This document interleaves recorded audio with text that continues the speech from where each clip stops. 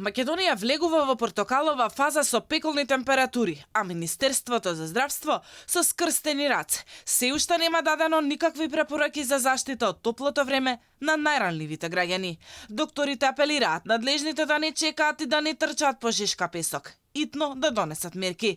Премените жени и старите лица над 60 години да бидат ослободени од работа, а во градинките децата да не се изнесуваат на отворено во период од 11 до 17 часот. Умерено јадење, умерено движење, умерена физичка активност и најмногу да внимаваат хроничните пациенти, трудниците исто така, се знае, нели тука треба Министерството, ако се многу високи температури, значи да направи еден апел да се види скратено работно време, но мора да ги чуваме оние кои што нели го продолжуваат, да речеме, своето потомство и се.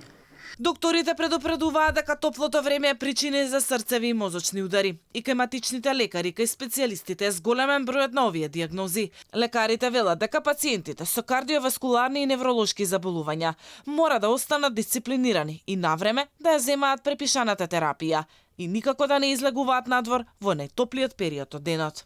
И докторите од итната медицинска помош се со полни раце работа. Едва одговараат на повиците, зашто не престанува да звони дежурниот телефон.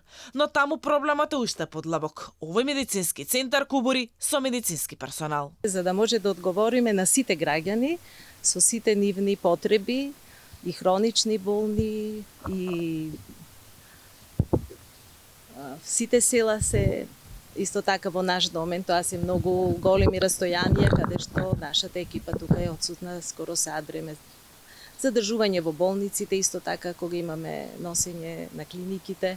Сето тоа е еден плюс проблем кој што ни представува за одговор на интервенцијата ни треба време. Вкупно 52 тимови од лекар, сестра и возач не достигаат во службите за итна медицинска помош во земјава, за да се задоволи законскиот минимум. Најалармантна е состојбата во Скопје, каде за нормално функционирање фалат дури 18 екипи.